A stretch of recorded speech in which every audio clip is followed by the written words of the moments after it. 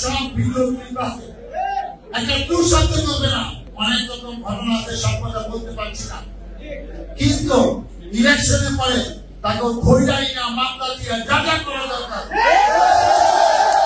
যাদের কারণে মামুন বিপ্লব শহীদ হয়েছে, যাদের কারণে থানায় বসে 14 গোষ্ঠী ঠিকানা রেখে আমাদেরকে মামলা দিয়েছে, যাদের কারণে কোন ভাষায় আমাদের নেতাকর্মীরা বলেন ছিল, তারা সেই সব ভাষা চিনিয়ে দিয়েছে পুলিশকে।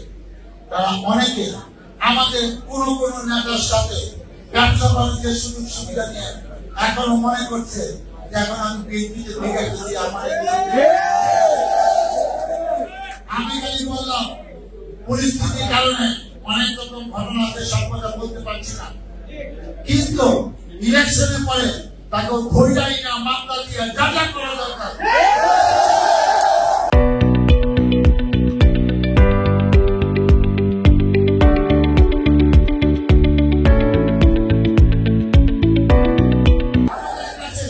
সব বিদ্রোহ নির্বাচন একটা দুঃশব্দ করবে না, এবং যারা সেটা দিবে তারা দল থেকে বহিষ্কার হবে। পরিস্থিতি কারণে এখনো বলতে পারছি না।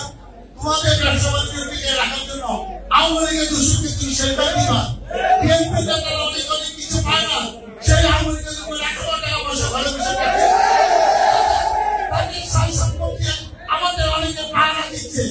এটা হবে না, আমি দায়িত্ব দিলাম। ইলেকশনের পর আমাকে বললেন ভাই আপনি বলছিলেন এখন আমরা ব্যবস্থা দিব, কি করা যায় বলেন।